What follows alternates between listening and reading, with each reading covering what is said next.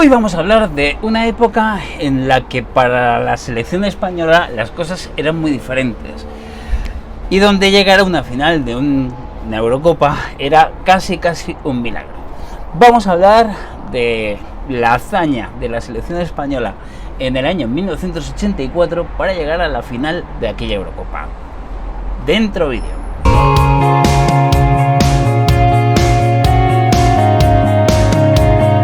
Para empezar tenemos que hablar y tenemos que señalar que los años 80 en el fútbol mundial eran muy diferentes a como son hoy en día.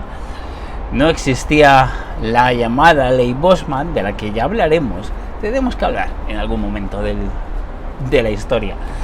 Y prácticamente, todos los jugadores, por ejemplo, de la selección española jugaban aquí en España. Era una situación muy diferente y era una situación donde, digamos, la forma de jugar de la selección española no era o no se conocía como la que podemos tener hoy en día. Creo que esto es importante para entender la diferencia y la dimensión de aquella época.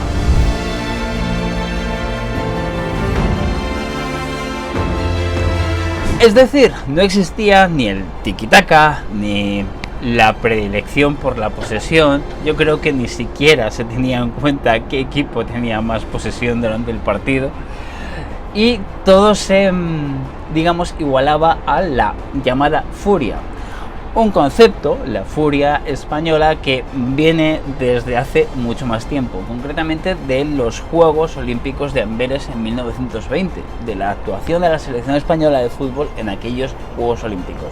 Pero ya hablaremos de eso porque esto es otra historia.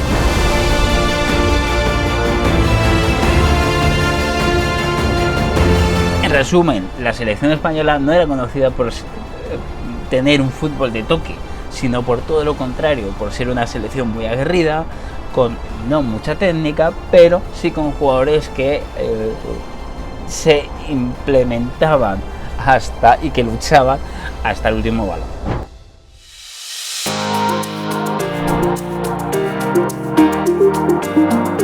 Justo en esta época es verdad que todo esto empezaba a cambiar. En esta época también empieza a surgir la llamada Quinta del Buitre, que fueron 5 jugadores de la cantera del Real Madrid que llegaron al primer equipo. Emilio Butragueño es un máximo exponente. Y estos jugadores sí que empezaron a cambiar un poquito y a aplicar, digamos, a ver que el talento, la técnica, también iban a ser conceptos importantes dentro de lo que era el fútbol español.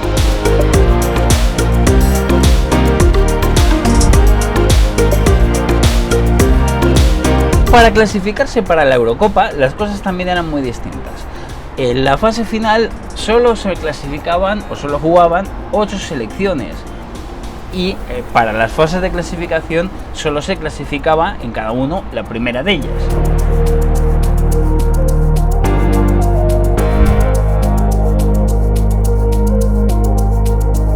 En el grupo de España estaban Holanda, Irlanda, Malta, Islandia, además de España. Y como digo, solo se clasificaba una selección para la fase final. Es verdad que la selección holandesa era una selección un poquito de entretiempos, entre comillas. Ya no era la famosa selección de los años 70 que deslumbró al mundo, y tampoco era la selección holandesa de finales de los 80 o principios de los 90, que ganaron la Eurocopa del 88, por ejemplo.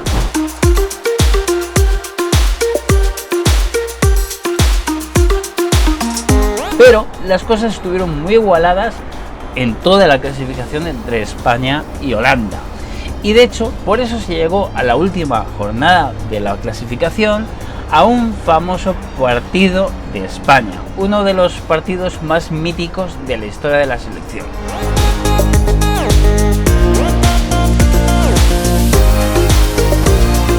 La cosa es que llegaba la selección española y Holanda empatados a puntos.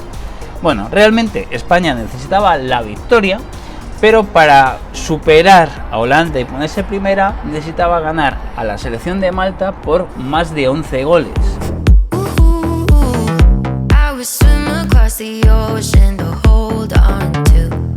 Esto era Incluso en esta época, donde las selecciones creo que tenían mucho más diferencias en cuanto a los niveles, algo bastante complicado, porque al final hacerle 11 goles a un equipo, aunque sea menor, no deja de ser muy difícil o prácticamente imposible.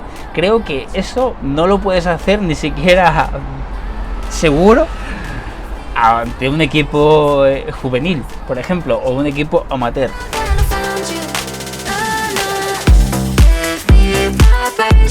Pero antes de esto, pocos sabían que estaban ante uno de los partidos, como digo, más míticos de la historia del fútbol español en cuanto a selecciones. Y es que, sí, España, la selección española, lo consiguió. Y además lo consiguió prácticamente en la segunda parte, porque llegaron al descanso con un mísero 3-1.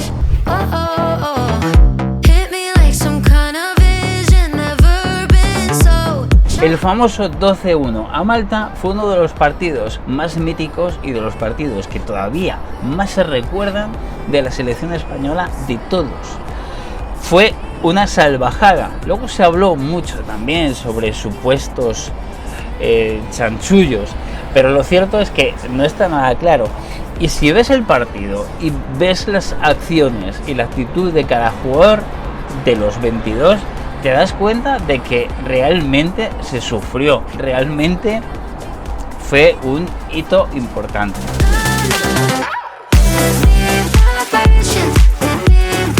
Por cierto, si te está gustando el vídeo, lo mejor que puedes hacer es suscribirte al canal y ayudarme así con este proyecto a crecerlo. Aquí quiero contar muchas historias de fútbol, pero también quiero dar un poquito mi visión personal de la actualidad, así que vamos un poquito mezclando ambas ideas, contando cosas del pasado como estamos haciendo ahora, pero también de vez en cuando subiendo cosas de actualidad, comentando actualidad del fútbol internacional, comentando ahora la Eurocopa, pero más adelante también comentaremos y hablaremos de todo lo que es la actualidad, además de contar historias de fútbol internacional que nos encanta.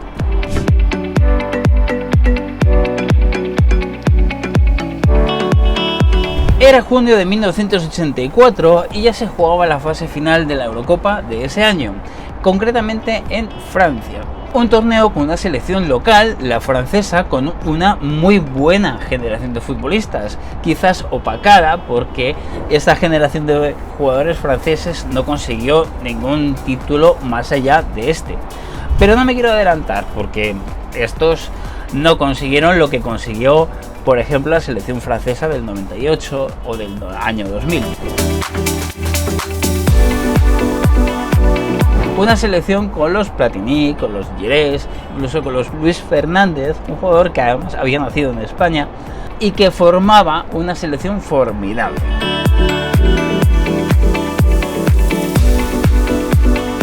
Además, en aquel torneo, Michel Platini hizo una de las mejores actuaciones individuales en una fase final que se recuerda, casi al nivel de Maradona en el Mundial de México 86. España debutó ante Rumanía en San Etienne, empatando a 1, con un gol del Lobo Carrasco de penalti. Días más tarde el rival era Portugal y aquí también se volvió a empatar a 1 con un gol, en este caso de Santillán. Por cierto, Portugal en ese momento tampoco era la Portugal que tenemos hoy en día, era un equipo un poco más flojo. Y llegaba el último partido del grupo para España, con el rival más temible que se puede tener en una fase final. Alemania. Evidentemente los alemanes eran favoritos, no solamente por jugadores, sino también por historia. Siempre hay que contar con Alemania en las fases finales. Esa es una de las lecciones que tenemos siempre en el fútbol mundial. Y aquí se produjo otro de los partidos míticos de la selección española de esta época, ya que España necesitaba ganar para pasar a la siguiente fase, que ya eran las semifinales. Recordemos, en esta fase final, dos grupos de 4 equipos cada uno, que solamente se clasificaban los 2 para semifinales. España, por los 2 empates anteriores, necesitaba la victoria para poder clasificarse para semifinales. Españoles y alemanes les ha buscado evidentemente en estos últimos instantes. Señor, Pero aquí, en un partido jugado en el Parque de los Príncipes de París, se produjo otro de los goles míticos, como decía. Un gol de Maceda, entonces jugador del Sporting de Gijón, hizo que España ganara aquel partido y se metiera en las semifinales del torneo. Por cierto, dejando fuera a Alemania. Ya en semifinales el rival era Dinamarca, un equipo complicado, un equipo que empezaba a ser una de las sorpresas del fútbol europeo en ese momento, un equipo que luego fue una de las revelaciones del Mundial de México 86, aunque fueron eliminados también por España con un 5-1. Pero ya hablaremos de esa historia otro día. Era un partido difícil. No era un partido donde podíamos pensar que España tenía todas las de vencer, ni muchísimo menos. Y de hecho, se llegó a los penaltis después de un empate a 1. En los penaltis, sí, en los penaltis, a pesar de lo que pensamos muchos, aquí sí tuvo suerte España. Ganó los penaltis y se metió en la final de París.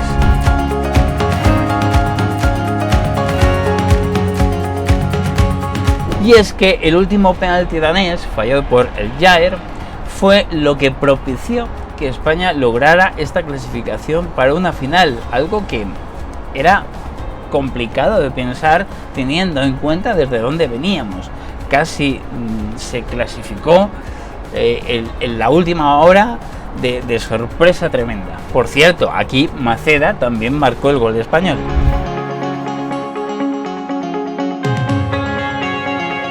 Era el 27 de junio de 1984 y Francia y España se enfrentaban en la final. Una Francia que se había mostrado como intratable durante todo el torneo. Una Francia que se había clasificado hasta la final con, digamos, bastante facilidad. Una Francia que tenía un equipazo, como hemos dicho. Una Francia que tenía a Platini como el gran abanderado de esta selección y como la figura de referencia del fútbol europeo en ese momento.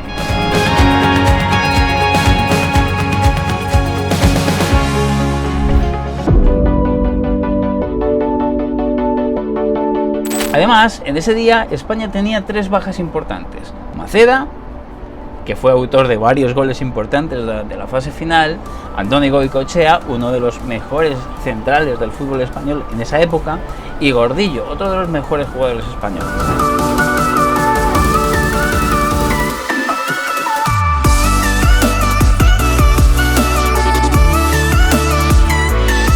Por cierto, aquel día también se habló mucho del árbitro, de Wojciech Krzysztof, árbitro checoslovaco de ese momento, que no tuvo una buena actuación y fue bastante polémico. Y de hecho, al día siguiente salió su nombre en todos los periódicos españoles.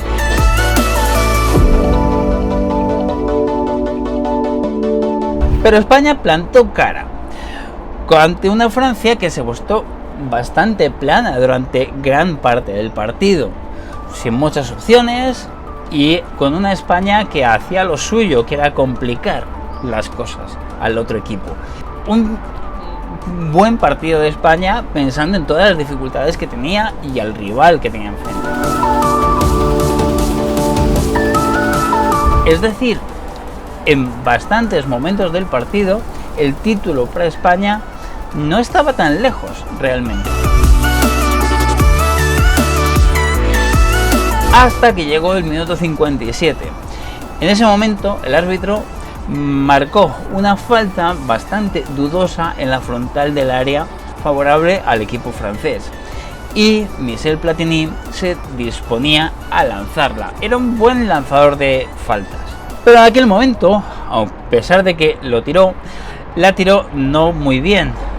Llegó prácticamente donde estaba Arconada, el portero español, pero la mala suerte hizo que se le escapara el balón y que se metiera dentro de la portería el balón. Este era el 1-0 para Francia y esto fue un palo porque hizo que los jugadores españoles prácticamente se quedasen sin reacción. Fue un shock.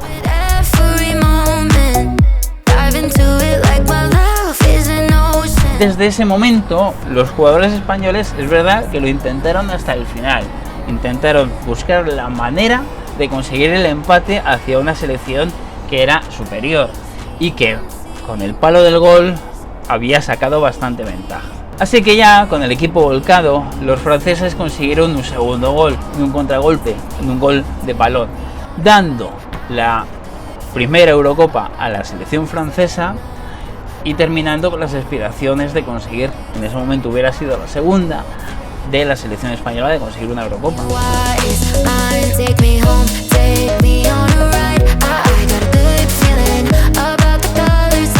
Al día siguiente, como digo, la prensa española cargó contra el árbitro, cargó contra la mala suerte de Arconada, cargó contra todo. Lo cierto es que España fue una selección muy digna durante todo el torneo, no solamente durante el torneo, sino también consiguiendo una clasificación de una manera histórica. Por lo tanto, después del tiempo y poniéndolo ahí, creo que fue un resultado bastante digno para la selección española. Tuvieron que pasar 24 años para que al fin la selección española consiguiera la Eurocopa. Ya nos tenemos que ir al año 2008 con aquella final frente a Alemania en Viena y aquel gol de Fernando Torres. Por cierto, si os acordáis de cómo fue la celebración de aquel campeonato, lo primero que hicieron los jugadores españoles es ponerse la camiseta de portero de Arconada, en un gesto de honor o de homenaje al portero español de aquel día. Voy a tratar de buscar imágenes de eso, porque me parece un gesto muy bonito.